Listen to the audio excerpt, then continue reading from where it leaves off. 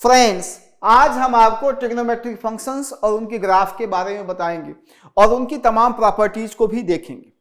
लेकिन इसको शुरू करने से पहले एक छोटा सा कंसेप्ट है, कंसेप्ट ऑफ डिफरेंशियबिलिटी, जिसको हम डिटेल में कैलकुलस में पढ़ते हैं। उसी डिफरेंशियबिलिटी को आज हम ग्राफिकल तरीके से समझेंगे कि किसी भी फंक्शन का ग्राफ बना हो तो ग्राफ देख के हम बता देंगे कि इस पॉइंट पे फंक्शन डिफरेंशियबल है कि नहीं। तो आइए इंट्रोड्यूस करते हैं आपको। A function fx will not be differentiable. कहा गया है कि एक फंक्शन fx है जो डिफरेंशियबल नहीं होगा। केवल 4 ऐसे प्लेसेस हैं जहां फंक्शन डिफरेंशियबल नहीं होता है, तो उन्हीं 4 प्लेसेस को मैं आपसे डिस्कस करना चाहता हूं। पहला प्लेस देखिए, at the point of discontinuity no function will be differentiable. अगर किसी पॉइंट पे फंक्शन डिसकंटिन्यूअस है, जैसे देखिए ए पे फंक्शन का ग्राफ ब्रेक हो गया है, टूट गया है, यानी वहां पे फंक्शन डिसकंटिन्यूअस है। तो जहां पर भी फंक्शन डिसकंटिन्यूअस पाया जाएगा किसी चीज के ग्राफ में, तो इसका मतलब है कि उस पॉइंट पे फंक्शन डिफरेंशियबल नहीं होगा। सेकेंड पॉइंट देखिए, सेकेंड पॉइंट यह है कि जहां पे कॉर्नर बन जाए, देखिए शार्प टर्न ले लिया, यहां पे जो दिखाया गया यहां पे शार्प टर्न ले लिया, कॉर्नर बन गया है x = a पे, तो जहां पे नुकीला पॉइंट बन जाएगा, शार्प टर्न बन जाएगा, कॉर्नर बन जाएगा, वहां पे भी कोई फंक्शन डिफरेंशियबल नहीं होगा। तीसरा केस देखिए, जहां पे टेंजेंट खींचा जाए और टेंजेंट वर्टिकल आ जाए। देखिए ग्राफ पे टेंजेंट खींचा गया है और टेंजेंट किसके पैरेलल है, y एक्सिस के पैरेलल है, यानी टेंजेंट वर्टिकल है, तो उस पर्टिकुलर पॉइंट पे भी फंक्शन डिफरेंशियबल नहीं होगा।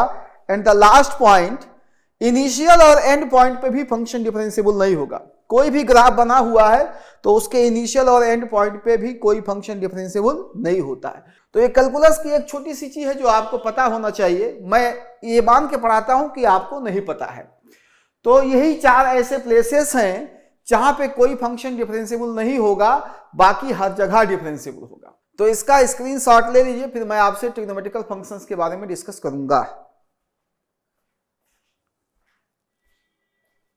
अब फ्रेंड्स आगे चलते हैं, ट्रिग्नोमेट्रिकल फंक्शंस के बारे में देखते हैं। आइए, पहला ट्रिग्नोमेट्रिकल फंक्शन है y = sin x। सबसे पहले हम इसका ग्राफ बनाते हैं। यह आपका xy प्लेन है, x एक्सिस y एक्सिस सभी लोग जानते हैं। अब हम कुछ पॉइंट्स को लोकेट कर देते हैं। देखिए कुछ पॉइंट्स लोकेट हो गए, यहाँ पे π/2, π +1 -1, इस तरीके से कई पॉइंट्स हैं जो हमने लोकेट कर दिया। ये इन्फिनिटी तक जाएगा, ये भी आगे इन्फिनिटी तक जाएगा। हमने थोड़ा सा पार्ट दिखाया है आपको। अब देखिए sin x का ग्राफ बन के हमारे सामने आ गया। एक लूप ऊपर, एक लूप नीचे, फिर अल्टरनेट ऊपर नीचे लूप आएंगे। ये चीज आपको ध्यान में रखना, अगर एक लूप ऊपर आया फिर उसके बाद एक लूप नीचे आएगा, इस तरीके से ये इन्फिनिटी तक चलेगा और ये भी -इन्फिनिटी तक चलेगा। ये थोड़ा सा पार्ट आपको दिखाया गया है। अब इस ग्राफ की कुछ प्रॉपर्टी मैं आपको दिखाता हूं, ध्यान से देखिए। The function fx = sin x is, पहला चीज, continuous for all x belongs to real number. ये फंक्शन x के सारे वैल्यूज के लिए कंटिन्यूअस है और ये -इन्फिनिटी से +इन्फिनिटी तक बनेगा। क्या कहीं पे ब्रेक है, कहीं पे टूटा है? इस फंक्शन का ग्राफ कहीं भी ब्रेक नहीं है, तो ये हर जगह कंटिन्यूअस है x के सारे वैल्यूज के लिए। दूसरा पॉइंट आइए, differentiable for all x belongs to real number. ये फंक्शन हर जगह डिफरेंशियबल भी है। देखिए इसमें ना कहीं डिसकंटिन्यूटी है, ना कहीं कॉर्नर का फॉर्मेशन है, ना कहीं वर्टिकल टेंजेंट खींची जा सकती है और ना कहीं इनिशियल एंड पॉइंट है। इसको और इसको हम इनिशियल एंड पॉइंट नहीं मानेंगे। ये कहां तक चलेगा, इन्फिनिटी तक चलेगा। ये भी कहां तक जाएगा, -इन्फिनिटी तक चलेगा। तो इसीलिए ये फंक्शन हर जगह डिफरेंशियबल है, x के सारे वैल्यूज के लिए डिफरेंशियबल है। तीसरा पॉइंट देखिए, इसका डोमेन -इन्फिनिटी टू +इन्फिनिटी। मैं आपको बता चुका हूं, डोमेन निकालने के लिए हम देखते हैं कि ग्राफ x एक्सिस पे कहां से कहां तक फैला हुआ है, कहां से कहां तक एक्सटेंडेड है। तो हमने ये पाया कि ये ग्राफ -इन्फिनिटी से +इन्फिनिटी तक बनेगा, इसलिए इसका डोमेन यह आ गया। इसका रेंज देखिए, -1 to 1 रेंज होता है किसी फंक्शन की मिनिमम वैल्यू टू किसी फंक्शन की मैक्सिमम वैल्यू। यहां ग्राफ में आप ध्यान से देखिए, sin x की मिनिमम वैल्यू कितनी है, -1, sin x की मैक्सिमम वैल्यू कितनी है, 1, यानी sin x की वैल्यू किसके किसके बीच में लाई करेगी, 1 और -1 के बीच में लाई करेगी। sin x की मैक्सिमम वैल्यू 1 है और मिनिमम वैल्यू -1, तो उसी को रेंज कहा जाता है। तो रेंज ऑफ द फंक्शन क्या हो जाएगा, बिलोंग्स टू -1 to 1, ये रेंज कहलाएगा। मिनिमम वैल्यू से लेके मैक्सिमम वैल्यू तक, यही यहां पे लिखा हुआ range belongs to -1 to 1। Periodic function with period 2 pi. Periodic function ये होते हैं जो बार बार रिपीट करता है। तो देखिए यहां पे देखिए, एक लूप ऊपर एक लूप नीचे, फिर एक लूप ऊपर एक लूप नीचे, फिर एक लूप ऊपर एक लूप नीचे। तो एक लूप ऊपर और एक लूप नीचे मिलके एक साइकिल बनता है। तो एक साइकिल की जो लंबाई होती है एक्स एक्सिस पे, उसी को पीरियड कहा जाता है। तो एक साइकिल ले लीजिए, कहीं भी एक लूप ऊपर एक लूप नीचे ले लीजिए आप, एक साइकिल बन गया। इसकी लंबाई क्या होगी? 2 पाई। चाहे आप ये ले लीजिए, ये लंबाई कितनी होगी एक्स एक्सिस पे? -पाई से पाई, 2 पाई। तो it is a periodic function with period 2 pi. तो इसका स्क्रीनशॉट ले लीजिए, फिर मैं अगला ट्रिग्नोमेट्रिक फंक्शन डिस्कस करूंगा आपसे।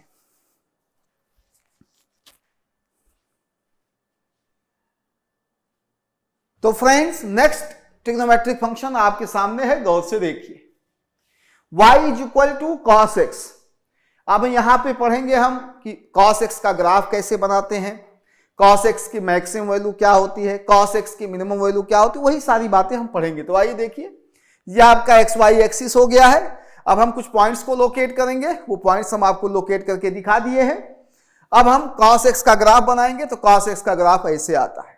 इसी तरीके से sin x का ग्राफ भी बना था, लेकिन sin x ग्राफ में और cos x ग्राफ में π/2 का डिफरेंस होता है। sin x में आप अभी ग्राफ देखे होंगे तो 0 पे कितनी हाइट थी? 0 हाइट थी। और cos की कितनी हाइट है? 1 हाइट है।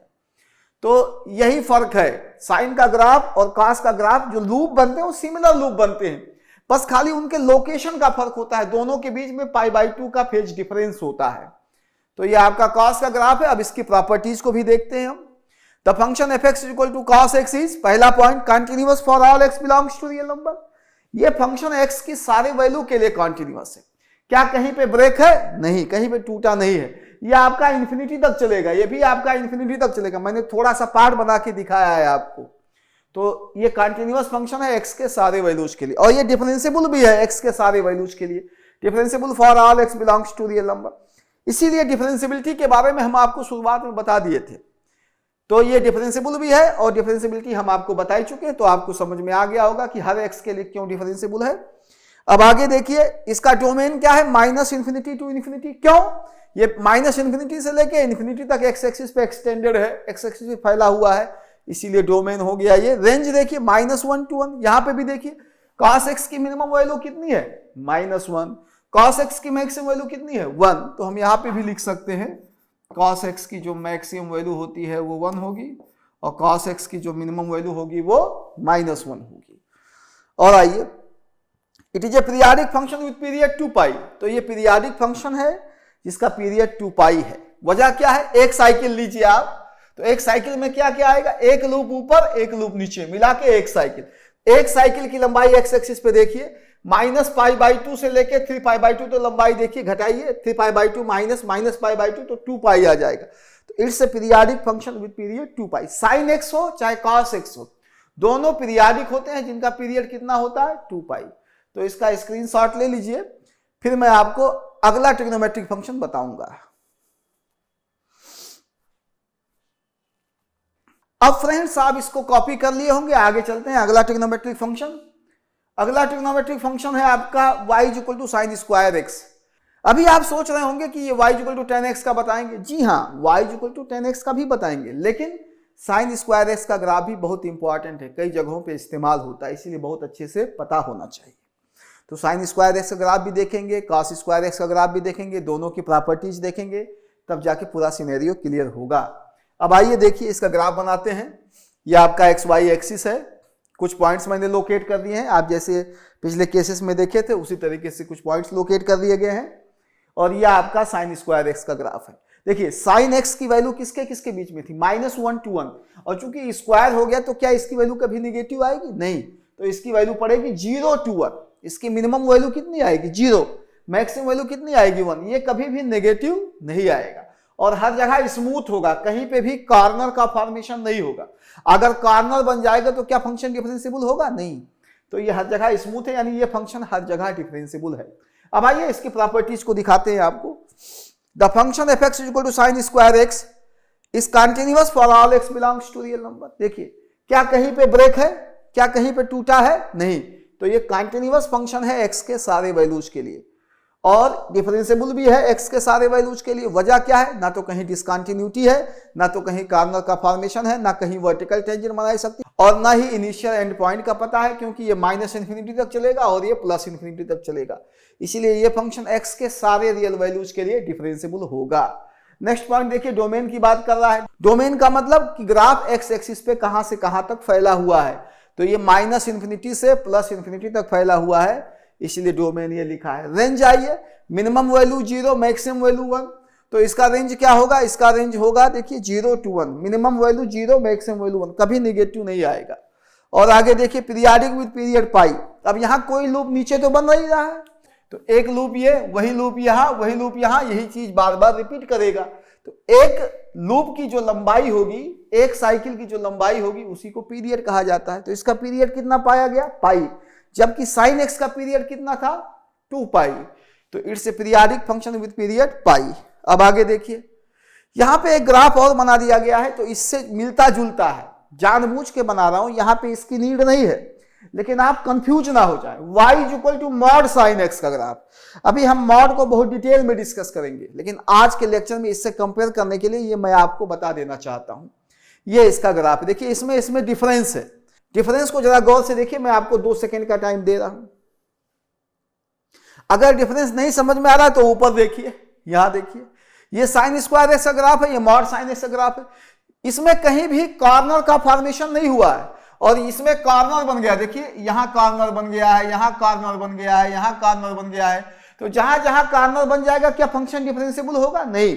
तो ये function y = mod sin x 0 पे, पाई पे, 2 पाई पे, -पाई पे, जहां जहां कॉर्नर बन गया वहां वहां डिफरेंशिएबल नहीं होगा, जबकि sin स्क्वायर x का फंक्शन हर जगह डिफरेंशिएबल होगा। तो ये नोटिस करने वाली बात है, इसको दिमाग में रखेंगे। इसके ग्राफ में इसके ग्राफ में फर्क है। जहां जहां यहां कॉर्नर बन रहा है sin स्क्वायर एक्स ग्राफ में, वहां भी स्मूथ है, कोई भी कॉर्नर का फॉर्मेशन नहीं होगा। तो ये कॉशन वाली बात है, इसको दिमाग में रखेंगे। तो इसका स्क्रीनशॉट ले लीजिए, फिर मैं आगे डिस्कस करता हूं y = cos स्क्वायर एक्स का graph. y = cos square x, इसका भी ग्राफ बनाते हैं पहले। ये क्या है? एक्स वाई एक्सिस है, कुछ पॉइंट्स लोकेट कर दिए गए हैं और ये cos स्क्वायर एक्स का ग्राफ बन के आ गया। ये भी ऊपर ही बन के आएगा, एक्स एक्सिस के नीचे नहीं आएगा। वजह क्या है? क्योंकि स्क्वायर का टर्म आ गया, निगेटिव नहीं होगा। cos x की वैल्यू -1 से 1 तक लाई करती थी, लेकिन cos स्क्वायर एक्स की वैल्यू 0 से 1 तक लाई करेगी। इसमें जो लूप बन रहे हैं और जो sin स्क्वायर एक्स में लूप बने थे वो आइडेंटिकल लूप से, बस खाली फेज डिफरेंस है π/2। वहां sin स्क्वायर एक्स के ग्राफ में 0 पे कितनी हाइट मिल रही थी? 0। और cos स्क्वायर एक्स ग्राफ में 0 पे कितनी हाइट मिल रही है? 1। इसकी भी प्रॉपर्टीज को देख लेते हैं। The function f(x) = cos square x is continuous for all x belongs to real number, differentiable for all x belongs to real number. समझ गए होंगे आप, कहीं भी ब्रेक नहीं है तो कंटीन्यूअस होगा, डिफरेंशिएबल। क्यों?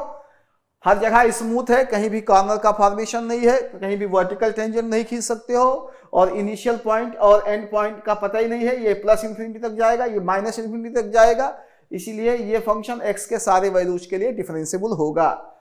डोमेन देखिए x एक्सिस पे कहां से कहां तक फैला हुआ है? -∞ से +∞ तक एक्सटेंडेड है x एक्सिस पे। और रेंज का मतलब मिनिमम हाइट से लेके मैक्सिमम हाइट, तो रेंज क्या होगा? 0 to 1। इस फंक्शन की मिनिमम वैल्यू कितनी है? 0। मैक्सिमम वैल्यू कितनी है? 1। इसीलिए रेंज होगा 0 to 1। और ये भी पीरियाडिक है, जिसका पीरियड पाई है। देखिए इसमें कोई भी एक लूप ले लीजिए, वही बार बार रिपीट कर रहा है। तो एक लूप की लेंथ कितनी है x एक्सिस के अलावा? पाई। तो it's also a periodic function with period pi. यहां पे भी कंफ्यूज ना होइएगा, y = mod x का ग्राफ ऐसा होता है और ये किसका ग्राफ है? y = cos square. दोनों के ग्राफ में अंतर है। क्या अंतर है, क्या डिफरेंस है? यहां पे स्मूथ है हर जगह, यहां पे क्या है? यहां पे कॉर्नर बन गया है, और जहां जहां कॉर्नर बन जाएगा क्या फंक्शन डिफरेंशिएबल होगा? फंक्शन डिफरेंशिएबल नहीं होगा। तो y = cos स्क्वायर एक्स हमेशा डिफरेंशिएबल है। y = mod cos x π/2, 3π/2, 5π/2, -π/2, odd multiples of π/2 पे डिफरेंशिएबल नहीं होगा, क्योंकि वहां पे कॉर्नर का फॉर्मेशन हो जाएगा। अभी हम पिछले केस में आपको दिखा चुके हैं। तो इस बात को लेके काफी सावधान रहिएगा कि इन दोनों का ग्राफ अलग अलग होता है, सेम नहीं होता है। तो इसका स्क्रीनशॉट आप लोग ले लीजिए, फिर हम आगे और डिस्कस करते हैं।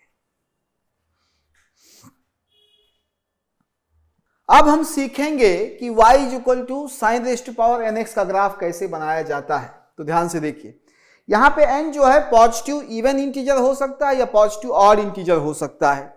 मैं पहला केस ले रहा हूं, देखिए अगर n पॉजिटिव ऑड इंटीजर है तो इसका ग्राफ रफली ऐसे ही बनेगा। मैं एग्जाम्पल यहां पे लिखता हूं, n की वैल्यू 1 लेता हूं तो मुझे मिलेगा y is equal to sine x, n की वैल्यू 3 लीजिए तो हमें मिलेगा y is equal to sine cube x, 5 ले लें तो हमें मिलेगा। इस तरीके से हम कोई भी पॉजिटिव ऑड नंबर ले लें तो इन सबका ग्राफ रफली ऐसे ही होगा। मैथमेटिक्स में जितने भी ग्राफ हम बनाते हैं वो सारे रफ स्केच होते हैं, हम रफली ऐसे ही खींच देते हैं एक एस्टिमेट लेने के लिए कि कैसा है, कुछ आइडिया मिल जाए मुझे प्रॉब्लम्स का।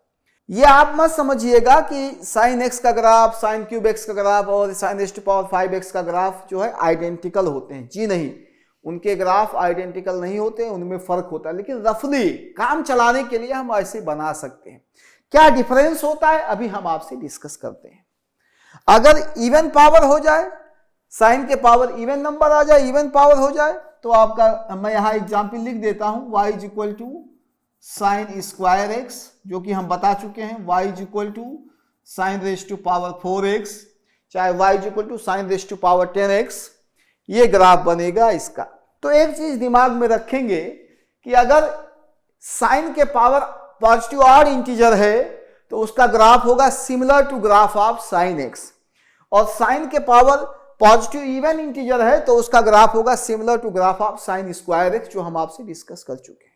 तो इसका स्क्रीनशॉट ले लीजिए। अब हम आगे डिस्कस करने वाले हैं कि साइन एक्स और साइन क्यूब एक्स के ग्राफ में फर्क क्या होता है। अभी हमने कहा है दोनों का ग्राफ रफली ऐसे बना देंगे, लेकिन आइडेंटिकल नहीं होते, उसमें फर्क होता है। क्या फर्क है, इसी फर्क को डिस्कस करते हैं।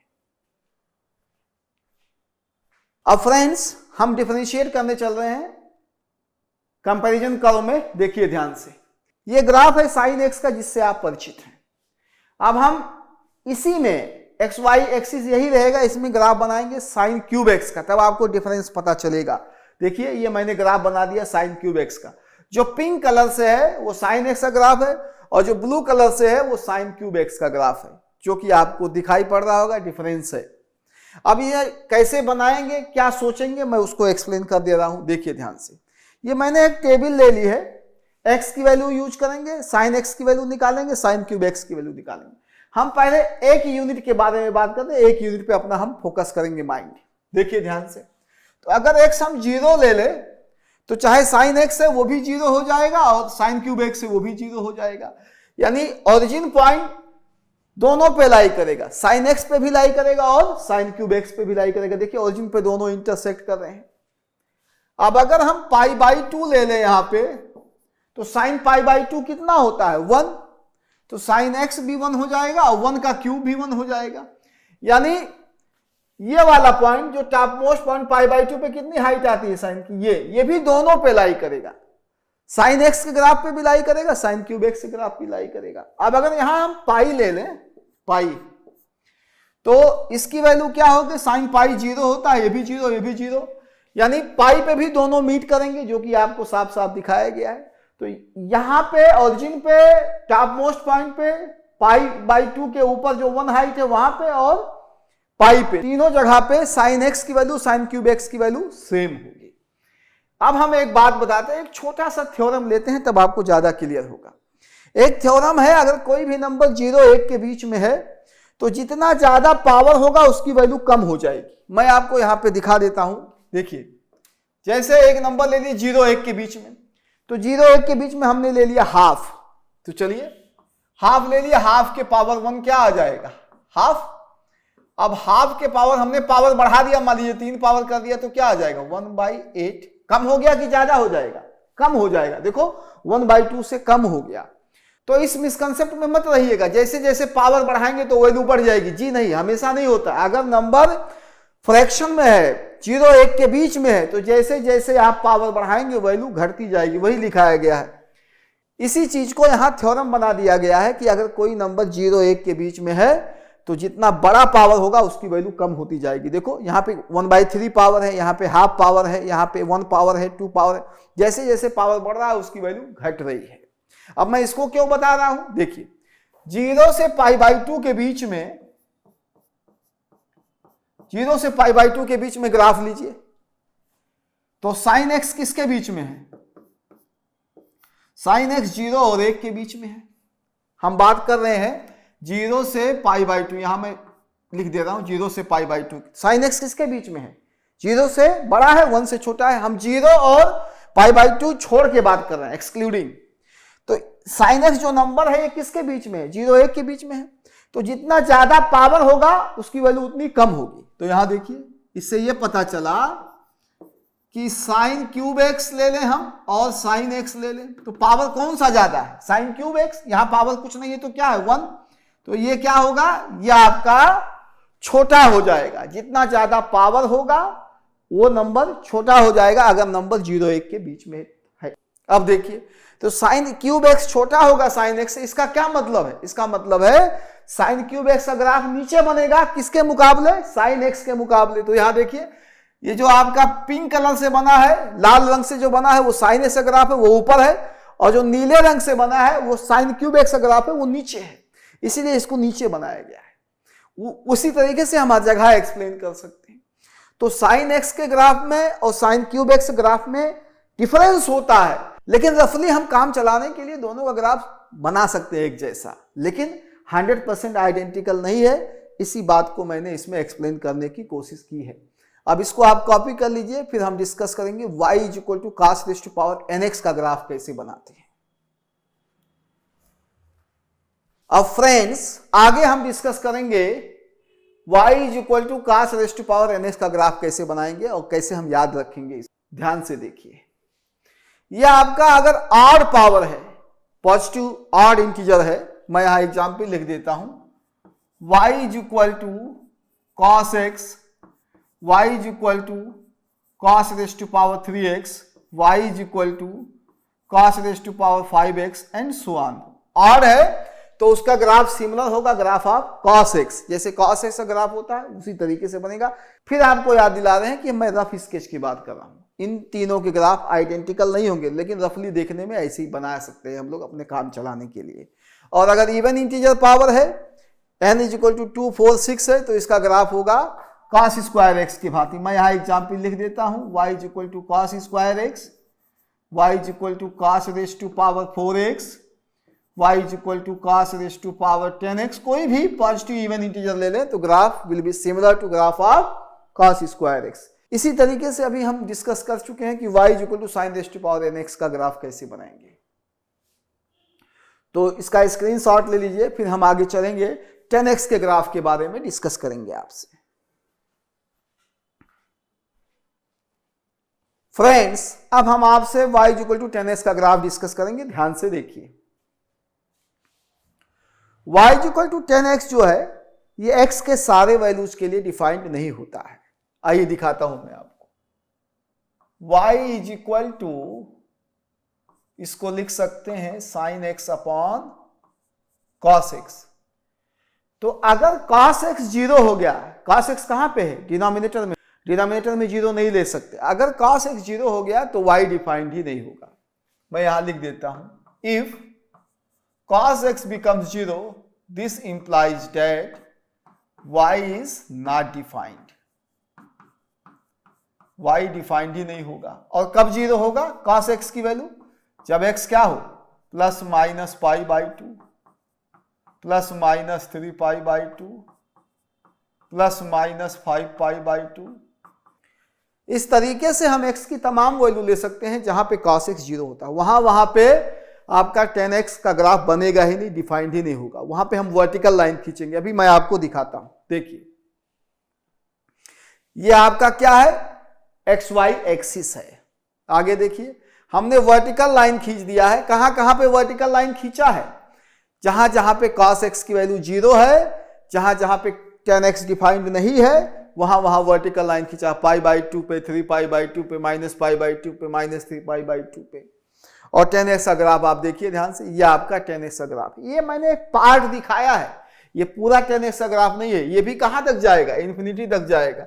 यहां पे कहां तक जाएगा? यहां पर भी -∞ तक जाएगा। एक पार्ट आपको दिखाया है। और ये फंक्शन कहां कहां पे डिसकंटिन्यूअस हो गया? देखिए π/2 पे, 3π/2 पे, जहां जहां डिफाइंड नहीं है वहां पे 10x का ग्राफ डिसकंटिन्यूअस हो गया।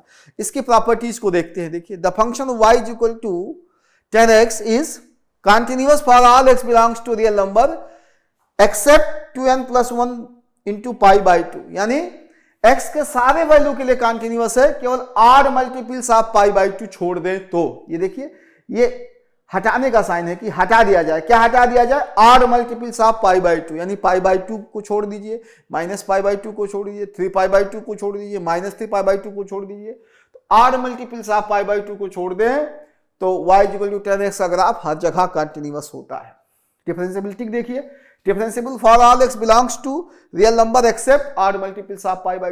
अभी हम आपको बता चुके हैं, जहां पे फंक्शन डिसकंटिन्यूअस होता है क्या वहां पे डिफरेंशिएबल होगा? जी नहीं। तो जहां जहां डिसकंटिन्यूअस है, ब्रेक कर गया है ग्राफ, वहां फंक्शन डिफरेंशिएबल भी नहीं होगा। इस बात को दिमाग में रखना है। आगे देखिए, इसका डोमेन क्या होगा? अभी बताया हूं मैं। ये ग्राफ एक्स एक्सिस पे कहां से कहां तक फैला है मेरे बच्चों? माइनस इंफिनिटी से लेके प्लस इंफिनिटी तक फैला हुआ है। तो ये इसका डोमेन होगा minus infinity two plus infinity. लेकिन उन पॉइंट्स को हटाना पड़ेगा जहां पे 10x डिफाइंड नहीं है, यानी जहां पे cos x 0 हो जाता है। तो वही odd multiples of pi by 2 को छोड़ दिया जाए तो हम इसके डोमेन में सारे रियल नंबर ले सकते हैं। Odd multiples of pi by 2 को नहीं शामिल कर सकते हैं। क्यों? क्योंकि वहां पे 10x डिफाइंड नहीं है, डिनोमिनेटर में 0 आ जा रहा है। आगे देखिए, इसका रेंज होगा minus infinity to infinity. Range आपको पता है कि ग्राफ वाई एक्सिस के अलांग कहां से कहां तक फैला हुआ है, तो ये नीचे कहां तक जाएगा? Minus infinity. ऊपर कहां तक जाएगा? Plus infinity. तो इसका रेंज होगा माइनस इंफिनिटी से प्लस। आगे देखिए पीरियड के बारे में, पीरियाडिक विद पीरियड पाई। ये एक पीरियाडिक फंक्शन है जिसका पीरियड पाई है। देखिए क्यों? अभी आपको पीरियाडिक फंक्शन बहुत डिटेल में बताएंगे, तो बेसिक इंट्रोडक्शन दे रहे हैं आपको। देखिए, ये यही यूनिट बार बार रिपीट कर रहा है। तो एक यूनिट की लंबाई एक्स एक्सिस के अलांग कितना है? ये लगभग कितना है? पाई है।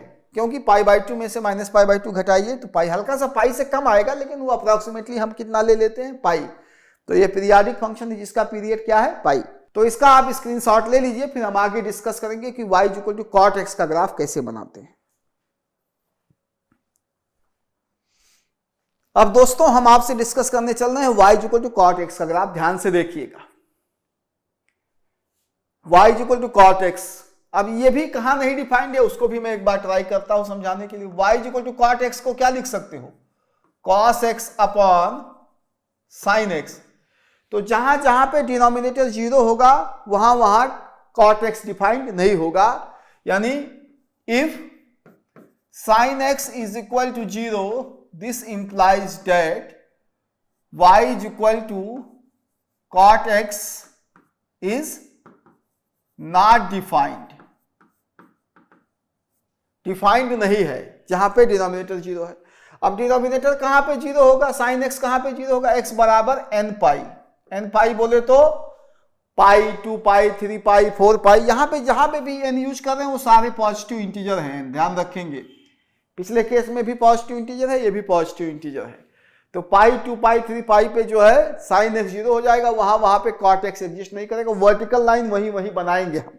आइए देखिए, यह आपका एक्स वाई एक्सिस। देखिए वर्टिकल लाइन कहां बनाया गया है? देखिए पाई पे, 2 पाई पे, यहाँ 0 पे भी बना सकते हैं, लेकिन यहाँ दिखाया नहीं गया। माइनस पाई पे, माइनस 2 पाई पे, वहां फंक्शन डिफाइंड नहीं है, वहां डिसकंटिन्यूअस होगा। जहां जहां फंक्शन डिफाइंड नहीं होता वहां डिसकंटिन्यूअस है। तो ये ग्राफ है y equal to cot x का। देखिए 10x का इस तरीके से था, cot x का इस तरीके से है, और दोनों का ही पीरियड पाई है। इसका पीरियड भी देखिए यही यूनिट बार बार रिपीट कर रहा है। एक यूनिट की लेंथ कितनी है? Pi. It is a periodic function with period pi. और प्रॉपर्टीज देखते हैं। The function f x equal to cot x is continuous for all x belongs to real number except n pi. देखिए n pi छोड़ दिया जाए, n pi मतलब pi, 2 pi, 3 pi, minus pi, minus 2 pi, minus 3 pi छोड़ के बाकी हर जगह continuous है। हर जगह कहां पे डिसकंटिन्यूअस है? देखिए पाई पे टूट गया, 2 पाई पे, माइनस पाई पे, और ये बनेगा माइनस इंफिनिटी से प्लस इंफिनिटी तक। ये थोड़ा सा पार्ट आपको दिखाया गया है। Differentiable for all x belongs to real number except n पाई।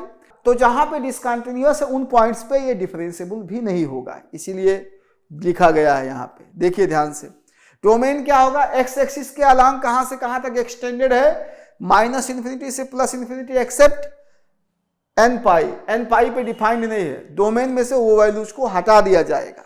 आगे आइए, रेंज क्या है, मिनिमम हाइट कहां जा रही है, माइनस इन्फिनिटी की तरफ, और मैक्सिमम हाइट कहां जा रही है, प्लस इन्फिनिटी की तरफ। तो इसका रेंज क्या होगा, minus infinity to plus infinity. एक बात और ध्यान रखिएगा, प्लस इन्फिनिटी और माइनस इन्फिनिटी के साथ हमेशा छोटा ब्रैकेट लगाएंगे, कभी भी बड़ा ब्रैकेट नहीं लगाएंगे, इस बात को ध्यान रखेंगे। और ये अभी बता चुके हैं, it's a periodic function with period pi. तो इसका स्क्रीनशॉट ले लीजिए, फिर हम आगे डिस्कस करेंगे y equal to cosec x का ग्राफ कैसे बनाते हैं। तब आइए दोस्तों, अब लेके चलते हैं आपको y equal to cosec x का ग्राफ दिखाने। आइए देखिए ध्यान से, यह है आपका y equal to cosec x। अब इसको हम क्या लिख सकते हैं, इसको लिख सकते हैं y equal to 1 by sine x. तो जहां जहां पे साइन एक्स 0 होगा वहां पे cosec x डिफाइंड नहीं होगा, वहां पे डिसकंटिन्यूअस होगा। अभी हम पिछले केस में करा चुके हैं, साइन एक्स कहां 0 हो रहा था, एन पाई पे, पाई 2 पाई 3 पाई माइनस 2 पाई, वहां 0 हो जाए, वहां पे cosec x की वैल्यू डिफाइंड नहीं होगी। आइए इसका ग्राफ बना के दिखाते हैं। देखिए, तो सबसे पहले हम एक्स वाई एक्सिस खींचेंगे, उसके बाद वर्टिकल लाइन खींचेंगे, कहां से जाता हुआ, देखिए 2 पाई से माइनस पाई से माइनस 2 पाई से, जहां जहां पे फंक्शन डिसकंटिन्यूअस है, जहां जहां पे डिफाइंड नहीं है, वहां से वर्टिकल लाइन खींच देंगे। फिर आप बनाएंगे साइन एक्स का ग्राफ। हमको किसका ग्राफ बनाना है, cosec x का, तो उसके रेसिप्रोकल यानी साइन एक्स का ग्राफ बना दिया। देखिए ग्रे कलर से मैंने दिखाया है साइन एक्स का ग्राफ। अब फाइनली बनने जा रहा है cosec x का ग्राफ। देखिएगा कैसे बनेगा, ये देखिए, जहां जहां पे साइन एक्स की मैक्सिमम वैल्यू आ रही है वहां पे ऊपर की तरफ बना देंगे पैराबोला के आकार में, इन दोनों वर्टिकल लाइंस के बीच में रहेंगे। देखिए, तो यहां पे साइन एक्स की वैल्यू कितनी है, मैक्सिमम, तो अपवर्ड पैराबोला की तरीके से, यहां पर भी मैक्सिमम अपवर्ड पैराबोला की तरीके, यहां पे साइन एक्स की वैल्यू मिनिमम है, यहां पे साइन एक्स की वैल्यू मिनिमम है।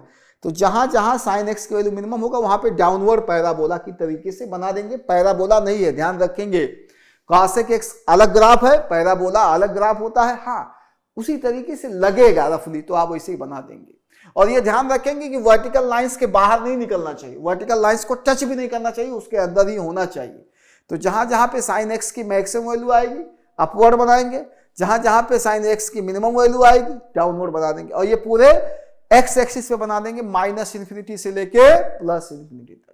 तो cosec x का ग्राफ कौन सा है, ये जो पिंक वाला ग्राफ बन के आ रहा है ना, खाली सीधा u उल्टा u सीधा u उल्टा u, वही आपका cosec x का ग्राफ है। तो इसको ध्यान में रखेंगे। इसकी कुछ प्रॉपर्टीज देख लेते हैं। The function f(x) = cosec x is continuous for all x belongs to real number except n pi. देखिए n यहां पे पॉजिटिव इंटीजर है, ध्यान रखेंगे आप लोग। तो n पाई पे जहां जहां डिसकंटिन्यूअस है उसको छोड़ देंगे, बाकी हर जगह कंटिन्यूअस है। तो माइनस इन्फिनिटी से लेके प्लस इन्फिनिटी तक हर जगह कंटिन्यूअस है, सिवाय x = n पाई पे। आगे देखिए, सेकेंड पॉइंट बताया गया differentiable for all x belongs to real number. तो जहां जहां पे डिसकंटिन्यूअस है वहां डिफरेंशिएबल नहीं होगा, तो डिफरेंशिएबिलिटी के लिए उन पॉइंट्स को भी हम छोड़ देंगे। तो कहां कहां डिफरेंशिएबल है, real number minus n pi. तो इस बात को ध्यान में रखेंगे। डोमेन क्या होगा, एक्स एक्सिस पे कहां से कहां तक फैला हुआ है, माइनस इन्फिनिटी से इन्फिनिटी, और कहां कहां डिफाइंड नहीं है, n पाई पे, तो एक्सेप्ट n पाई। तो डोमेन में उन वैल्यूज को नहीं रखेंगे जहां पे फंक्शन डिफाइंड नहीं होता है। रेंज आइए, अब रेंज को जरा गौर से देखिए, इसकी रेंज क्या है, इसके नीचे आने का कोई लिमिट तो है नहीं। तो माइनस इन्फिनिटी से कहां तक है बताओ, ये -1 तक गया है, माइनस इन्फिनिटी से -1 तक, और ये 1 से इन्फिनिटी तक, इसके बीच में नहीं आ रहा है। देखिए इसके बीच में क्या पिंक वाला ग्राफ आ रहा है, cosec x का ग्राफ आ रहा है, नहीं। तो cosec x का ग्राफ -1 पे होगा, या उससे नीचे होगा, या 1 पे होगा, या उससे ऊपर होगा। तो वही लिखा गया है, -infinity to -1 union 1 to plus infinity, ये इसका रेंज है। और पीरियोडिसिटी की बात कर ले तो सीधा u उल्टा u सीधा u उल्टा u, एक सीधा u एक उल्टा u लेके आपका क्या बन जाएगा, एक साइकिल। तो इसकी लंबाई कितनी है, 2 पाई। तो it's a periodic function with period 2 pi. तो साइन एक्स का पीरियड भी 2 पाई है, तो उसके रेसिप्रोकल फंक्शन यानी cosec x का पीरियड भी 2 पाई होगा। आगे पीरियोडिक फंक्शन को बहुत डिटेल में पढ़ेंगे हम। तो इसका स्क्रीनशॉट ले लीजिए, फिर हम दिखाने वाले हैं आपको y = sec x का ग्राफ कैसे बनाएंगे।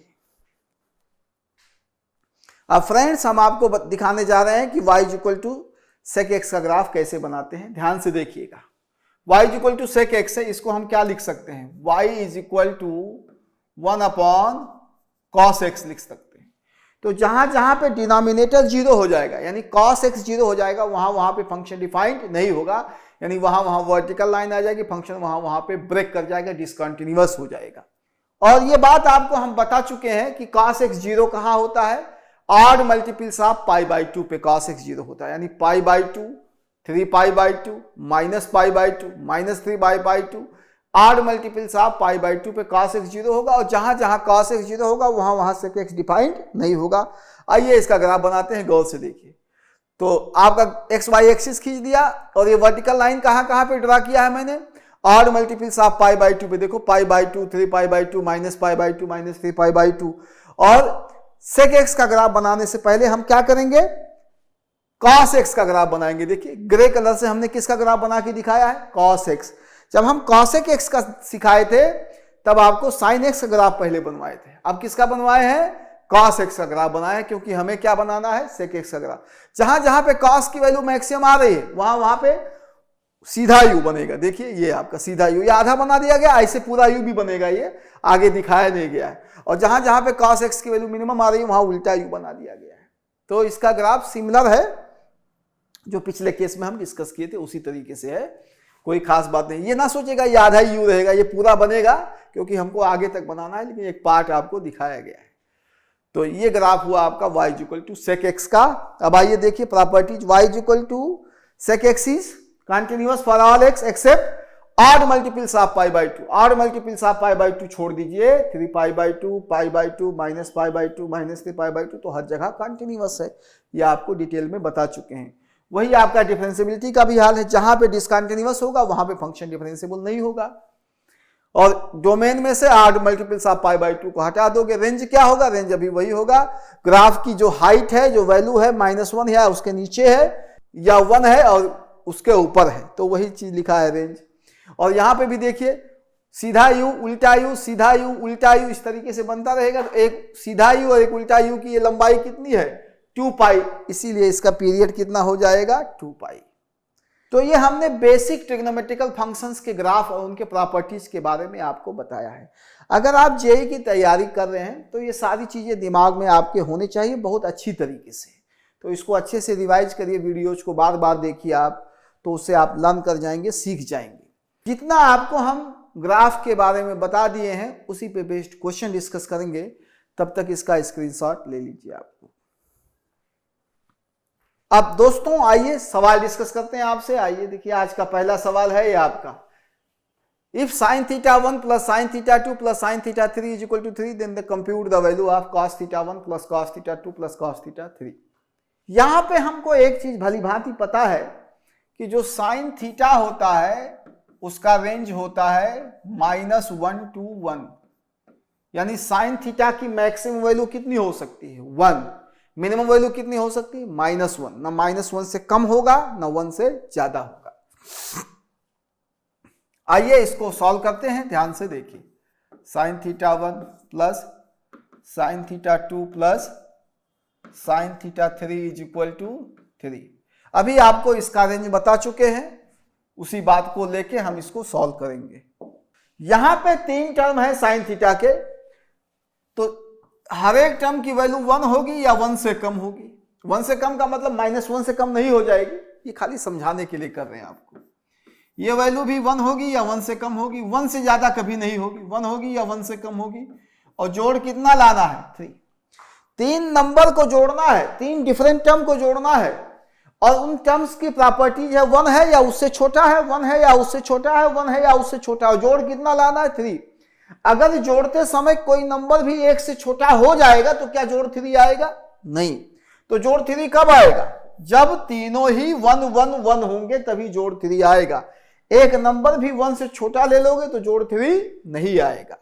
इसका मतलब है कि sin θ1 बराबर 1, sin θ2 बराबर 1, sin θ3 बराबर 1, तभी आपका जोड़ 3 आएगा। अगर एक नंबर भी 1 से कम हो गया तो जोड़ 3 नहीं आएगा। अब आगे देखिए, एक छोटी सी आइडेंटिटी है जो हम जानते हैं, sine square theta plus cos square theta क्या होता है 1। छोटे क्लासेस में हम पढ़े हैं ये आइडेंटिटी। अगर हम साइन थीटा को 1 ले लें तो कॉस थीटा जब सॉल्व करेंगे तो कॉस थीटा 0 आ जाएगा। तो ये बहुत इंपॉर्टेंट बात है, जहां जहां पे साइन थीटा 1 होगा वहां वहां पे कॉस थीटा 0 होगा। इसका अर्थ ये निकला कि कॉस थीटा 1 कितना होगा 0, क्योंकि साइन थीटा 1 है। कॉस थीटा 2 भी 0 होगा, इसी प्रकार से कॉस थीटा 3 भी 0 होगा। अब हमसे पूछा क्या गया है, cos theta 1 plus cos theta 2 plus cos theta 3 की वैल्यू बताइए। तो हम क्या करने वाले, इन तीनों को ऐड कर देंगे, जोड़ देंगे। यहां पे देखिए cos theta 1 plus cos theta 2 plus cos theta 3 it will be equal to 0। 0 plus 0 plus 0 3 times 0। तो इसका ये करेक्ट आंसर है। तो इसका स्क्रीनशॉट ले लीजिए, फिर एक असाइनमेंट दे रहे हैं जो आपको प्रैक्टिस करना है। ये असाइनमेंट है आपके लिए, आपको घर पे करना है और अच्छे से मेहनत से करेंगे। आप बदमाशी नहीं करेंगे, पढ़ाई में ध्यान देंगे। सवाल है cos theta 1 plus cos theta 2 plus cos theta 3 minus 3 है, तो tan theta 1 plus tan theta 2 plus tan theta 3 का मान बताएं। और जो है इसका आंसर भी दिया है, इसका आंसर भी है। अब इसको आप ट्राई करेंगे। अब दोस्तों इसको आप प्रैक्टिस करेंगे, मेहनत से लगाएंगे तो आपका साथ साथ में प्रैक्टिस भी होता रहेगा। अब हम नेक्स्ट प्रॉब्लम की तरफ ले चल रहे हैं, ध्यान से देखिए आप। यहां पे बताया गया है कि a is equal to cos 2 and b is equal to sin 7, then which of the following is true. ये बताना है आपको। यहां पे जो 2 लिखा है cos 2 रेडियन में है और 7 भी रेडियन में है। देखिए एंगल की 2 यूनिट होती है, डिग्री और रेडियन। जब डिग्री होगा तो छोटा सा 0 ऊपर लगा दिया जाता है। यहाँ पे 2 के ऊपर 0 नहीं लगाया गया, 7 के ऊपर 0 नहीं लगाया गया। तो 2 और 7 कैसे हैं, रेडियन यूनिट में है। इस बात को ध्यान में रखना है। अब आइए दिखाता हूं आपको कि कौन सा ऑप्शन सही है, कैसे सॉल्व करेंगे। देखिए सबसे पहले हमने कॉस का ग्राफ बनाया। कॉस का ग्राफ सभी लोग जानते हैं, हम आपको प्रैक्टिस करवा चुके हैं। ये कॉस का ग्राफ है। अब कॉस देखिए π/2 पे 0 होता है, पाई पे -1 होता है। ये π/2 है। अब यहां पे मैं एक कैलकुलेशन करता हूं, π/2। तो पाई की वैल्यू कितनी होती है 3.14/2। तो ये क्या हो जाएगा 1.57। π/2 की वैल्यू हो जाएगी 1.57 और पाई की वैल्यू क्या होती है 3.14। पाई की वैल्यू भी हम यहां लिख के दिखा देते हैं 3.14। हमें निकालना क्या है cos 2। तो 2 किससे बड़ा है 1.57 से बड़ा है और 3.14 से छोटा है। तो देखिए 2 जो लाई करेगा π/2 और पाई के बीच में लाई करेगा। ये हमने देखिए 2 यहां लाई करेगा और वहां पे फंक्शन की वैल्यू जो आ रही है cos x का ग्राफ जो आ रहा है x एक्सिस के नीचे है कि नहीं, यानी फंक्शन की वैल्यू क्या है नेगेटिव। इससे ये पता चला कि जो cos 2 है 2 रेडियन में है, ध्यान में रखेंगे। इस पे जो भी नंबर लिखा जाता है π/2 3π/2 ये सब रेडियन में होता है। तो cos 2 लेस देन 0, cos 2 की वैल्यू कितनी आएगी ये हम नहीं बता सकते, लेकिन इतना जरूर बता सकते हैं कि ग्राफ x एक्सिस के नीचे लाई कर रहा है, इसलिए उसकी वैल्यू नेगेटिव आएगी। तो यहां पे जो cos 2 क्या माना गया a, इसका मतलब है कि a इज नेगेटिव। इसको हम घेर दे रहे हैं। ये आपका आंसर का एक पार्ट क्लियर हो गया। आगे देखिए, अब हम साइन का ग्राफ बनाएंगे, उसको देखिए ध्यान से। ये आपका साइन x का ग्राफ है। साइन x का ग्राफ भी आपको डिस्कस करके बता चुके हैं। अब यहां पे देखिएगा पाई की वैल्यू 3.14 है, तो 2 पाई की वैल्यू कितना होगा 6.28 हो जाएगा। तो 7 जो है उससे थोड़ा सा बड़ा होगा। जो 7 उससे बड़ा होगा तो 7 पे देखिए फंक्शन की वैल्यू क्या आएगी पॉजिटिव। क्यों, क्योंकि साइन x का ग्राफ x एक्सिस के ऊपर बन के आ रहा है, इसीलिए पॉजिटिव वैल्यू आएगी। तो यहां पे हम लिख सकते हैं साइन 7 की वैल्यू जो है पॉजिटिव होगी। इसका मतलब है साइन 7 क्या है b जो है आपका पॉजिटिव होगा। तो आपका फाइनल आंसर क्या होगा, a नेगेटिव होगा b पॉजिटिव होगा। अब देखिए कौन सा ऑप्शन सही है, a नेगेटिव b पॉजिटिव, ये सी वाला ऑप्शन सही है। तो इसका स्क्रीनशॉट ले लीजिए, फिर एक असाइनमेंट देंगे आपको जो खुद से आपको करना है। तो ध्यान से देखिए, आपका असाइनमेंट आपके सामने है, गौर से देखिएगा बेटा। और बड़ी मेहनत से काम करेंगे। हम बड़ी मेहनत से असाइनमेंट डिजाइन किए हैं। आप मेहनत करेंगे तो आपको फायदा जरूर मिलेगा और आपका जेईई में सिलेक्शन भी जरूर होगा। a बराबर tan 2 और b बराबर cot 4, तो यही बताना है ग्राफ बना के tan का ग्राफ कैसे बनता है, cot का ग्राफ कैसे बनता है, इसको बना के आप डिसाइड कर सकते हैं कि कौन सा आंसर होगा। आंसर आएगा सी। तो दोस्तों इसको आप अच्छे से प्रैक्टिस करिएगा। tan x का ग्राफ आपको बताया गया है, cot x का भी बताया गया है। 2 और 4 किस में है, रेडियन में है, तो इस बात का ध्यान रखना है। रेडियन को आप प्लॉट कर लेंगे एक्स वाई एक्सिस पे और tan x का ग्राफ और cot x का ग्राफ, और आपको पता चल जाएगा कौन सा पॉजिटिव है कौन सा निगेटिव है, और इसका आंसर जो आएगा सी ऑप्शन सही आंसर होगा। आगे चलिए नेक्स्ट प्रॉब्लम देखिए। नेक्स्ट प्रॉब्लम में बताया गया है कौन सा टू है। ये बहुत पॉपुलर क्वेश्चन है, कई बार एग्जाम्स में पूछा गया, फिर आ सकता है। sin 1 sin 2 sin 3 को कंपेयर करना है। 1 2 3 फिर बता रहे हैं, रेडियन मीजर है, डिग्री मीजर नहीं है। तो बहुत ही आसान सवाल है, मैं इसको डिस्कस करता हूं, ध्यान से देखिए। सबसे पहले मैंने sin x का ग्राफ कंसीडर किया। यह आपका sin x का ग्राफ है 0 से पाई, ये 3 अलग लिखा है, 3 को मत देखिए, 0 से पाई। 0 पे साइन की वैल्यू कितनी है 0, पाई बाई 2 पे कितनी वैल्यू है 1। मैं यहां पे दिखा रहा हूं, देखिए ध्यान से, पाई बाई 2 पे साइन की वैल्यू 1 है। साइन की मैक्सिमम वैल्यू कितनी होती है 1, वो कहां पे अटेन होगी, इस केस में पाई बाई 2 पे अटेन होगी। इधर भी जाने पे वैल्यू डिक्लाइन करेगा sin x का, इधर जाने पे भी sin x की वैल्यू डिक्लाइन करेगा, और सिमेट्रिकल है, इसके अबाउट सिमेट्री है, जैसे इधर है वैसे इधर है। अब पाई बाई 2 की वैल्यू हम जानते हैं, अभी आपको बता चुके हैं 1.57, इसकी वैल्यू बता चुके हैं 1.57। इसके बीच का फासला कितना होगा, 1.57 में से 1 घटा दो तो कितना आएगा 0.57, ये डिफरेंस आएगा। 2 और पाई बाई 2 के बीच का गैप कितना होगा, इसके बीच का जो गैप होगा 2 में से 1.57 घटाइए तो ये आएगा 0.43।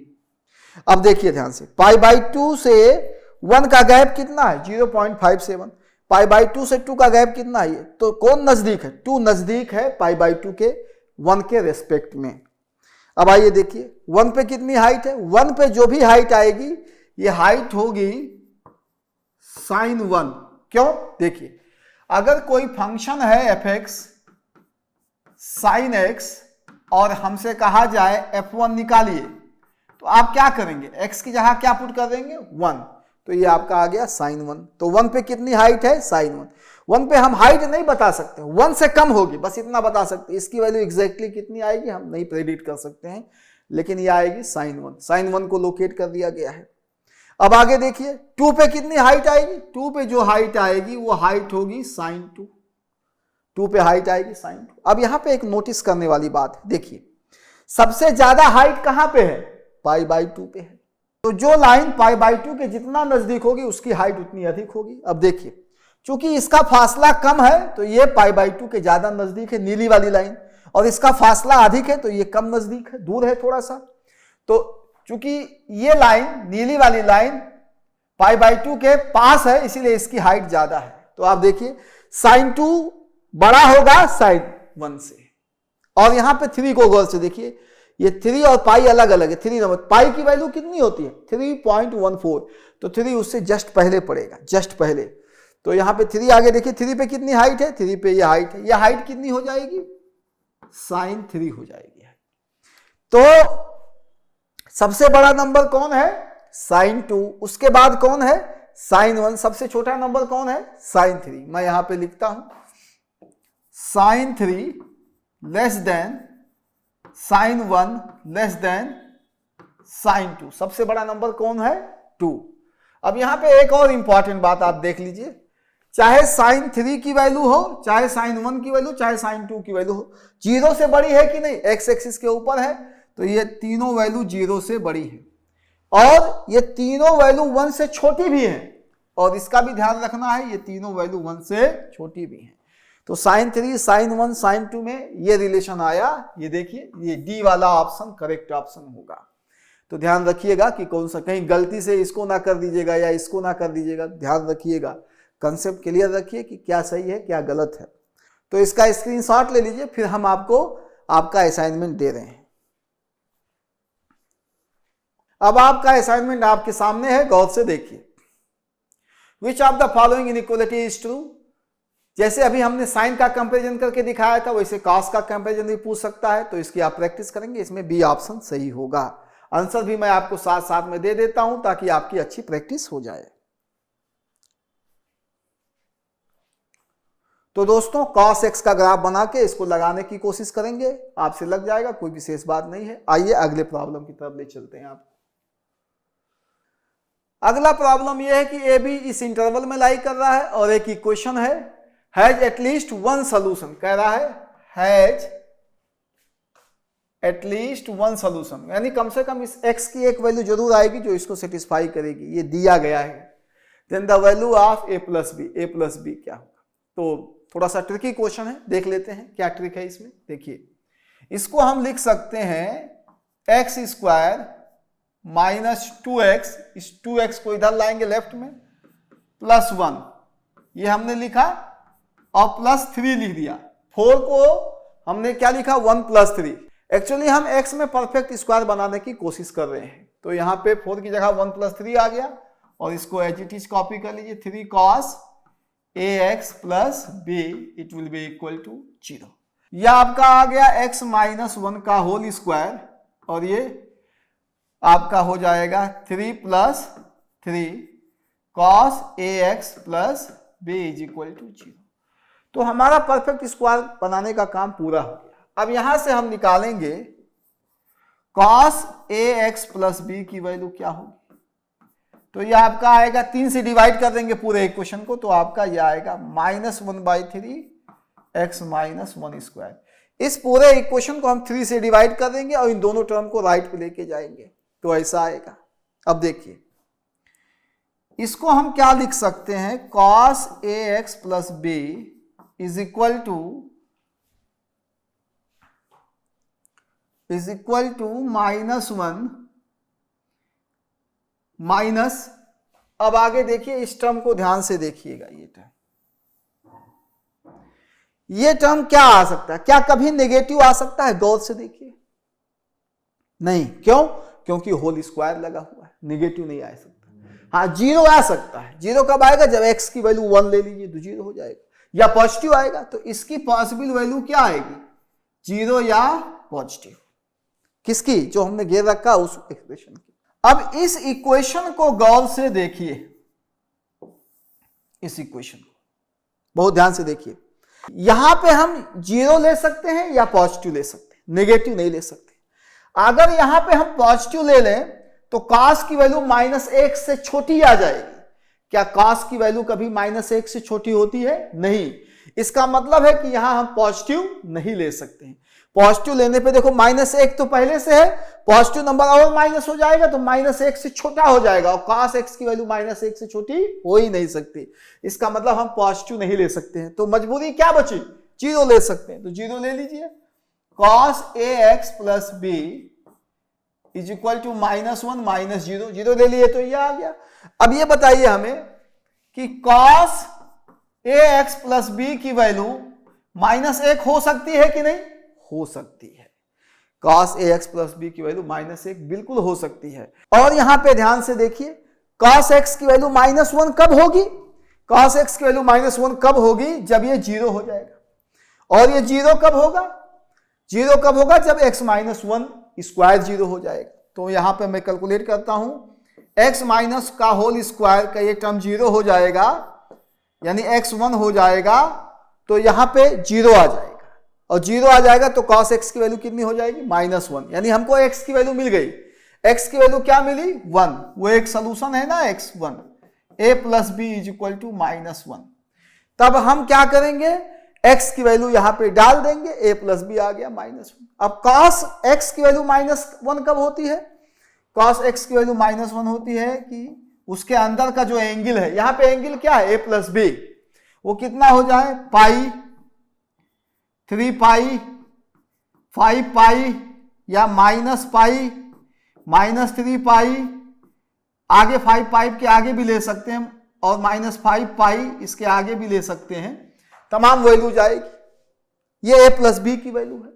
लेकिन एक क्राइटेरिया दिया हुआ है, यहां गौर से देखिए, क्राइटेरिया दिया हुआ है, एक इसके बीच में है, 0 और 3 के बीच में। बी किसके बीच में है? बी भी 0 और 3 के बीच में है। अगर इसको हम ऐड कर दें तो a प्लस बी का रेंज मालूम चल जाएगा हमें कि a प्लस बी किसके बीच में है। a प्लस बी 0 या 0 से बड़ा है, 6 या 6 से छोटा है।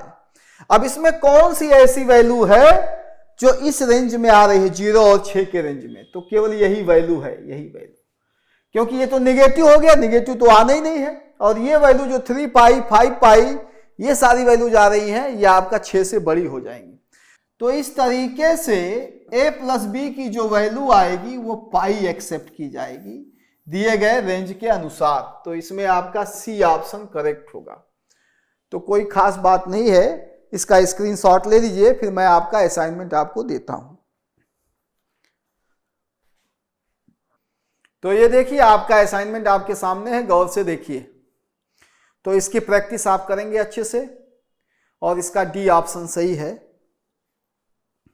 तो दोस्तों, जिस तरीके से अभी हमने एक सवाल लगवाया है आपको, उसी तरीके से इसको भी आप लगाने की कोशिश करेंगे। इसका डी ऑप्शन सही आएगा। और प्रैक्टिस करते रहिए, ईमानदारी से मेहनत करते रहिए, तभी आप सफल होंगे। अब आइए नेक्स्ट प्रॉब्लम लेते हैं, गौर से देखिए। नेक्स्ट प्रॉब्लम है, ए है sine cube 1 plus cos cube 1, B है root of sine 1 plus root of cos 1, C है fourth root of sine 1 plus fourth root of cos 1। A B C को compare करना है और यहाँ पे ऑप्शन में दिया गया है कौन सा ऑप्शन सही है। कोई खास बात नहीं है। पहले मैं थोड़ा सा ग्राफ से साइन 1 और कॉस 1 को एक्सप्लेन कर देता हूं, फिर आगे चलता हूं। देखिए, ये आपका साइन एक्स का ग्राफ है, सभी को पता है साइन एक्स का ग्राफ कैसा होता है। तो ये जो हाइट है ना, ये डॉट मैंने दिखाया है, डॉट से, डॉट की जो हाइट है 1 से छोटी है कि नहीं? देखिए मैक्सिमम हाइट कहां पे अटेन होगी साइन की? पाई बाई 2 पे, पाई बाई 2 पे। क्या 1 पे मैक्सिमम हाइट होगी? नहीं, 1 पे जो हाइट होगी 1 से थोड़ी सी कम आएगी, लेकिन 0 से बड़ी आएगी, क्योंकि एक्स एक्सिस के ऊपर ग्राफ है। यानी इस ग्राफ से ये कंक्लूजन निकलता है, जो साइन 1 है उसकी जो वैल्यू आएगी 1 से छोटी आएगी और 0 से बड़ी आएगी। इसके एग्जैक्ट वैल्यू को हम प्रेडिक्ट नहीं कर सकते हैं, लेकिन देखिए ये जो डॉट है उसकी हाइट 1 से कम होगी और 0 से बड़ी होगी, क्योंकि एक्स एक्सिस के ऊपर है। इसी तरीके से हम cos 1 को एनालाइज करते हैं। देखिए ये हमने ग्राफ बनाया है cos x का, पाई बाई 2 पे 0 है, cos की वैल्यू 1 थोड़ा सा लेफ्ट में होगा। अब ये डॉट देखिए, ब्लैक डॉट, 1 से छोटा हाइट है इसकी और 0 से बड़ी हाइट है, क्योंकि एक्स एक्सिस के ऊपर है।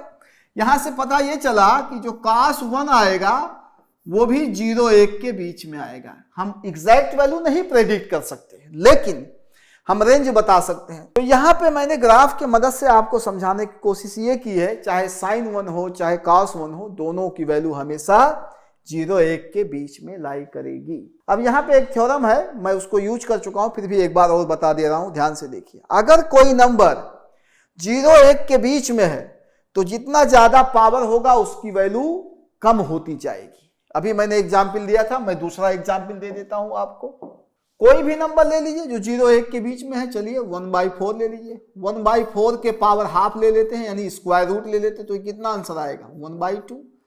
और 1/4 के स्क्वायर ले लेते हैं तो इसकी वैल्यू क्या हो जाएगी? 1/16।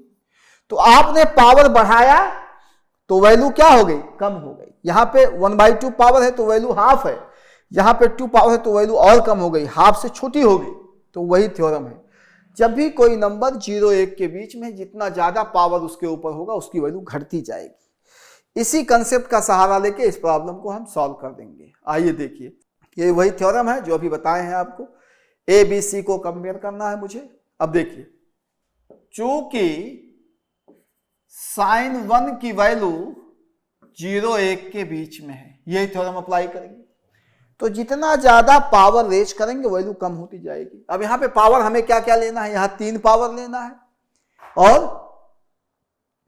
1/2 पावर लेना है, 1/4 पावर लेना है। तो आइए दिखाते हैं आपको, ध्यान से देखिए। तो sign cube 1 less then sine square 1, क्यों? पावर ज्यादा तो वैल्यू कम, क्यों? क्योंकि वो नंबर किसके बीच में है? 0-1 के बीच में है। लेस देन साइन 1 के पावर हाफ ले लेते हैं, जिसको हम रूट साइन 1 कहेंगे, और लेस देन साइन 1 के पावर ले लेंगे 1/4, फोर्थ रूट कहलाएगा। ये रिलेशन आया। जैसे जैसे पावर बढ़ता गया उसकी वैल्यू घटती गई। अब यही हाल कॉस का भी है। मैं जरा कॉस वाला टर्म भी लिख देता हूं, ध्यान से देखिएगा। चूंकि कॉस 1 की वैल्यू भी तो 0-1 के बीच में है, तो यही चीज हम कॉस के टर्म में भी लिख सकते हैं। Cos cube 1 less then cos square 1 less then cos 1 raised to power half less than cos 1 raised to power 1/4। अब हम क्या करेंगे, इन दोनों रिलेशन को ऐड कर देंगे, जोड़ देंगे। तो यहां पे क्या आएगा, sign cube 1 plus cos cube 1 less then, यहां पे देखिएगा गौर से, sine square theta plus cos square theta कितना होता है प्यारे बच्चों, 1। तो sine square 1 plus cos square 1 क्या हो जाएगा, 1 हो जाएगा। ये थ्योरम हम जानते हैं कि sine square theta plus cos square theta 1 होता है। यहां पे क्या होगा भैया, ये होगा root of sine 1 plus root of cos 1। यहां पे क्या होगा, fourth root of sine 1 plus fourth root of cos 1 हो जाएगा। ये एकदम सिंपल है। अब बताइए sine cube 1 plus cos cube 1 की वैल्यू क्या है, a, और less than 1 less than root sine 1 plus root cos 1 की वैल्यू क्या है, b, less than fourth root sine 1 plus fourth root cos 1 की वैल्यू क्या है, c। तो ये हमारा सही ऑप्शन होगा, a less than 1 less then b less then c। तो ये आपका सही आंसर होगा। a b c में क्या रिलेशन है, ये होगा। अब इसका स्क्रीनशॉट ले लीजिए, फिर मैं आपको आपका असाइनमेंट देता हूं। अब आपका असाइनमेंट आपके सामने है, गौर से देखिए। ए दिया है ये, बी दिया है ये, सी दिया है ये, 1 और 2 जो है रेडियन में हो, कंपेयर करना है। जैसे अभी हम ग्राफ बना के बताए थे उसी तरीके से हम कंपेयर करके इसकी वैल्यू को बता सकते हैं। इसका आंसर आएगा ए, कोई विशेष बात नहीं है। तो दोस्तों इस सवाल को आप प्रैक्टिस करेंगे। साइन का ग्राफ भी हम आपको बता चुके हैं, कोई विशेष बात नहीं है। अब दोस्तों कैलकुलस का एक छोटा सा थ्योरम है, उसी को आपसे डिस्कस करेंगे, तो गौर से देखिए। थ्योरम क्या है, take any 2 distinct positive real numbers. Distinct का मतलब होता है डिफरेंट, जो दोनों पॉजिटिव नंबर हो वो डिफरेंट होने चाहिए। पहला केस देखिए, A both lie between 0 and ए। ई आपका है एक्सपोनेंट, ई की वैल्यू होती है लगभग 2.7। आप पढ़े होंगे कि एक्सपोनेंशियल वाला जो टर्म होता है ई, उसकी वैल्यू लगभग 2.7 होता है। तो जो दोनों नंबर लेंगे उसकी वैल्यू किसके बीच में लाई करे, 0 और करीब 2.7 के बीच में लाई करे। अगर ये कंडीशन सेटिस्फाई होता है तो स्मॉलर के power bigger number will be less than bigger के पावर स्मॉलर नंबर।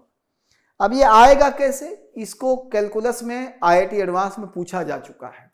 पहले सब्जेक्टिव टाइप के पेपर आते थे, उसमें पूछा गया। इसको हम प्रूव करेंगे आगे चल के, जब आपको इंक्रीजिंग डिक्रीजिंग पढ़ाएंगे तो वहां पे इसको प्रूव करेंगे। फिलहाल आज के लेक्चर के लिए ये रिजल्ट आपको याद रखना है, एग्जाम में सवाल पूछे जाते हैं, अगर ये पता नहीं होगा तो सवाल में फंस जाएंगे आप।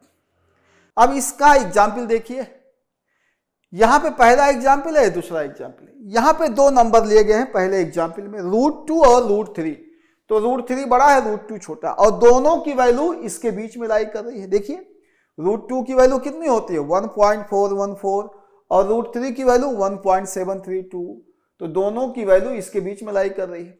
तो क्या कंसेप्ट लग जाएगा, स्मॉलर के power bigger will be less than bigger के पावर स्मॉलर। तो देखिए √2 चूंकि स्मॉलर है √3 से, तो स्मॉलर के power bigger will be less than bigger के पावर स्मॉलर। ये आपका आ गया। आप कैलकुलेट नहीं कर पाएंगे मैन्युअली, ये थ्योरम नहीं पता रहेगा तो आप फंस जाएंगे। अब यहाँ पे cos 1 और sin 1 दिया गया है। अब हमें पता करना पड़ेगा भाई कि cos 1 बड़ा है कि sin 1 बड़ा है। 1 रेडियन में है, ध्यान दीजिएगा इसको। अब इसको मैं पहले प्रूव कर दूं कि sin 1 बड़ा है कि cos 1 बड़ा है। गौर से देखिए, यहां पे देखिए sin थीटा का ग्राफ दिखाया गया है पिंक कलर से, और cos थीटा का ग्राफ दिखाया गया है नीले कलर से, लिख भी दिया गया है ताकि कंफ्यूजन न क्रिएट हो। π/4 पे दोनों की हाइट सेम होती है। देखिए π/4 पे दोनों इंटरसेक्ट करते हैं। π/4 पे चाहे sin थीटा का मान निकालो चाहे cos थीटा का मान निकालो, 1/√2 आएगा, सेम होता है। अब यहां पे गौर करने वाली बात है, देखिए ध्यान से, π/4 जो नंबर होगा वो 1 से छोटा होगा। पाई by 4 will be less than 1। क्या कारण है? पाई की वैल्यू कितनी होती है? 3.14। उसको जब 4 से डिवाइड करेंगे तो 1 से छोटा आएगा। क्या आएगा इस चक्कर में नहीं पड़ना है। तो 1 बड़ा है कि पाई बाई 4? 1 बड़ा है। जो नंबर बड़ा होगा वो राइट में पड़ेगा। देखिए यहां पे हम 1 को लोकेट करते हैं, यहां पे लोकेट किया मैंने 1 को, 1, ये है 1। अब यहां पे गौर से देखिए, 1 पे जो आपको हाइट मिलेगी, कॉस की ये हाइट मिलेगी, साइन की ये हाइट मिलेगी। तो किसकी हाइट ज्यादा है, साइन वाले की कि कॉस वाले की? साइन वाले की हाइट ज्यादा है 1 पे। देखिए आपका पिंक कलर का ऊपर पड़ रहा है वहां पे और ब्लू कलर का नीचे पड़ रहा है। तो मैं यहां पे लिख देता हूं sine 1 will be greater than cos 1। तो ये बड़ा इंपॉर्टेंट रिजल्ट है, इसको आप दिमाग में रखेंगे, इस बात को दिमाग में रखेंगे। कई जगह पूछा भी जा सकता है, 1 रेडियन में है। Sine 1 will be greater than cos 1। और इन दोनों की जो वैल्यू आ रही, दोनों डॉट देखिए, ये 0 से बड़े और 1 से छोटे हैं। चूंकि साइन 1 और कॉस 1 का मान 0 से बड़ा 1 से छोटा है, तो वो इस इंटरवल में लाई कर जाएगा। तो इस इंटरवल में लाई कर जाएगा तो ये थ्योरम होल्ड करेगा। तो कौन छोटा नंबर है? कॉस 1। कौन बड़ा नंबर है? साइन 1। तो स्मॉलर के power bigger will be less than bigger के पावर स्मॉलर। तो ये थ्योरम का पहला पार्ट है। थ्योरम का दूसरा पार्ट देखिए, if both are greater than e, कह रहा है कि दोनों अगर 2.7 से अधिक हो जाए, 2.7, ई की वैल्यू कितनी लेंगे? लगभग 2.71 जो भी ले लीजिए। तो यहां पे ये कह रहा है कि अगर दोनों की वैल्यू, जो नंबर आप लोगे डिफरेंट नंबर, वो 2.7 से अधिक है दोनों, तो यहां पे ये होल्ड करेगा, स्मॉलर के power bigger will be greater than bigger के पावर स्मॉलर। इसी का उल्टा होल्ड करेगा, यहां लेस देन है, यहां ग्रेटर देन हो जाएगा। अब यही क्यों आया, इसको हम कैलकुलस में सीखेंगे। आगे देखिए, इसका एग्जाम्पल देखिए। 3 और पाई लिया है पहले। ये देखिए, एक नंबर हम ले लें 3 और एक नंबर ले लें पाई, तो कौन बड़ा है? पाई। पाई की वैल्यू होती है 3.14 और कौन छोटा है? 3। तो इस केस में ये थ्योरम होल्ड करेगा, स्मॉलर के power bigger will be greater than bigger के पावर स्मॉलर। अब ऐसे यहां पे आप 202 ले लीजिए एक नंबर, और एक नंबर ले लीजिए 303, ये दोनों ले लीजिए। तो यही थ्योरम होल्ड करेगा, क्योंकि दोनों के दोनों नंबर ई से बड़े हैं, 2.7 से बड़े हैं। तो देखिए स्मॉलर के power bigger will be greater then, यहां पे देखिए ग्रेटर देन बिगर के पावर स्मॉलर। तो ये थ्योरम आपको याद रखना है, कई जगहों पे जरूरत पड़ेगी। तो इसका आप स्क्रीनशॉट ले लीजिए, फिर मैं इसका एक एप्लीकेशन दिखाता हूं आपको। अब मैं बेटा इसका एप्लीकेशन दिखाने चलता हूं, ध्यान से देखिएगा। सवाल आपके सामने है, ये है a is equal to cos theta के power cos theta, b is equal to cos theta के power sine theta, c is equal to sine theta के पावर कॉस थीटा। थीटा इस इंटरवल में है, थीटा पे एक बाउंडेशन लगा दिया इस इंटरवल में। तो करा कौन सा ऑप्शन सही है? तो आइए पहले हम इस इंटरवल में देखते हैं साइन थीटा बड़ा है कि कॉस थीटा बड़ा है। पहले इसको कंफर्म कर लेते हैं। देखिए ग्राफ बना लिया मैंने। देखिए इंटरवल कौन सा लेना है? पाई बाई 4 और पाई बाई 2, पाई बाई 2 और पाई बाई 4 के बीच का इंटरवल लेना है। तो इस इंटरवल में कौन बड़ा है? देखिए ये आपका जो नीला वाला ग्राफ है ये कॉस थीटा का है, और जो पिंक वाला ग्राफ है ये साइन थीटा का है। तो इस पाई बाई 4 और पाई बाई 2 इंटरवल में किसका ग्राफ ऊपर लाई कर रहा है? साइन थीटा का। तो दिए गए इंटरवल में if theta belongs to pi by 4 comma pi by 2, ये है, तो this implies that sine theta will be greater than cos theta. Sine theta बड़ा होगा किससे? कॉस थीटा से। ग्राफ से साफ साफ दिख रहा है आपको इस इंटरवल में। अब आगे देखिए, आपका साइन थीटा कॉस थीटा से बड़ा हो गया। अब हम क्या करने जा रहे हैं, गौर से देखिएगा। हम जो है इसको और इसको कंपेयर करेंगे, ए और बी को। यहां पे देखिए, आप यहां पे ले लीजिए कॉस थीटा और राइट में भी ले लीजिए कॉस थीटा। दोनों साइड में देखिए, यहां कॉस थीटा यहां कॉस थीटा मैंने ले लिया। अब इसके पावर रेज करेंगे हम। दोनों साइड सेम नंबर लो और सेम पावर रेज करोगे तो वैल्यू इक्वल आएगी। ज्यादा पावर रेज करोगे तो, अब अगर इस पे हम ज्यादा पावर रेज कर देंगे तो वैल्यू ज्यादा आएगी। नंबर सेम है, ध्यान रखिएगा, 0 1 वाला कंसेप्ट मत सोचिएगा, यहां नंबर सेम है। सेम नंबर के ज्यादा पावर अधिक होगा, सेम नंबर के कम पावर कम होगा। यही कंसेप्ट लगा, तो सेम नंबर है। अब हम ले रहे हैं, एक पावर ले रहे हैं cos थीटा और एक पावर ले रहे हैं sin थीटा। ये लेता हूं मैं cos थीटा और ये लेता हूं मैं sin थीटा। ये दोनों मैंने सेम रखा है, ये और ये जो पावर है ये डिफरेंट है। तो सेम नंबर में जिसका पावर अधिक होगा वो नंबर बड़ा होगा। तो किसका पावर अधिक है? sin थीटा अधिक है कि cos थीटा? यहां देखिए, इस इंटरवल कोड अधिक है, sin थीटा अधिक है, तो इसका मतलब cos थीटा के power cos theta will be less then cos theta के पावर sin थीटा। अब cos थीटा के पावर cos थीटा क्या है? a है, और cos थीटा के पावर sin थीटा क्या है बताइए? b है, तो a लेस देन b आ गया। अब आइए, अब हम b और c को कंपेयर करेंगे, b और c को। अब हमारे पास दो नंबर है, एक नंबर है sin थीटा और एक नंबर है cos थीटा, और दोनों नंबर किसके बीच में है बताइए? दोनों के दोनों नंबर किसके बीच में है? 0-1 के बीच में है। sin थीटा और cos थीटा की जनरल वैल्यू 0-1 के बीच में लाई करेगी। इस इंटरवल की बात करिए तो 0-1 के बीच में लाई करेगी, ठीक है। तो जब 0-1 के बीच में लाई करेगी तो 0e के बीच में भी लाई करेगी। अभी जो थ्योरम बताए हैं आपको, 0-2.7 के बीच में लाई करेगी। तो क्या बताया था आपको? तो हमने बताया था छोटे के पावर बड़ा छोटा होगा बड़े के पावर छोटा से। ये हमने थ्योरम बताया था, थ्योरम के दो पार्ट बताए थे, ए पार्ट बी पार्ट। ये दोनों नंबर sin थीटा और cos थीटा 0-1 के बीच में लाई करेंगे, और बड़ा कौन है? sin थीटा बड़ा है। तो कौन सा थ्योरम होल्ड करेगा? छोटे के पावर बड़ा छोटा होगा बड़े के पावर छोटे से। अब आइए, cos थीटा के पावर sin थीटा क्या है? यह आपका है b, और ये क्या है? Less than c। यह आपका प्रूफ हो गया। तो यहां पे आपने प्रूव किया कि a लेस देन b, और यहां पे प्रूव किया b लेस देन c। तो कौन सा ऑप्शन सही है? a ऑप्शन सही है। तो इस तरीके से छोटी छोटी बातों को ध्यान रखेंगे। तो इसका स्क्रीनशॉट ले लीजिए, फिर मैं आपका असाइनमेंट आपके सामने पेश करता हूं। तो दोस्तों, आप अपना असाइनमेंट देख लीजिए, काफी आसान है, कोई खास बात नहीं है। ये डेटा दिया गया है, तो थीटा इस इंटरवल में है, कौन सा इनइक्वालिटी सही है? इसका बी ऑप्शन सही ऑप्शन होगा। इसको अच्छे से करेंगे। तो ये छोटा सा लेक्चर था जिसमें हमने केवल ट्रिग्नोमेट्रिक फंक्शंस हैं, जो बेसिक ट्रिग्नोमेट्रिक फंक्शंस हैं, उसको कैसे प्लॉट करते हैं, उनकी ग्राफिकल प्रॉपर्टीज क्या होती हैं, उसको बताने का प्रयास किया है। अब हम जो है अगला लेक्चर लेंगे नंबर ऑफ सॉल्यूशंस का। ये ट्रिग्नोमेट्री वाला लेक्चर उसमें बहुत यूज होगा, बहुत यूजफुल है, उसको ध्यान रखेंगे।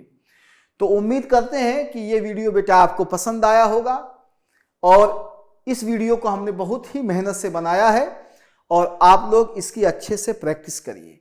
अब मिलते हैं आपसे अगले वीडियो में।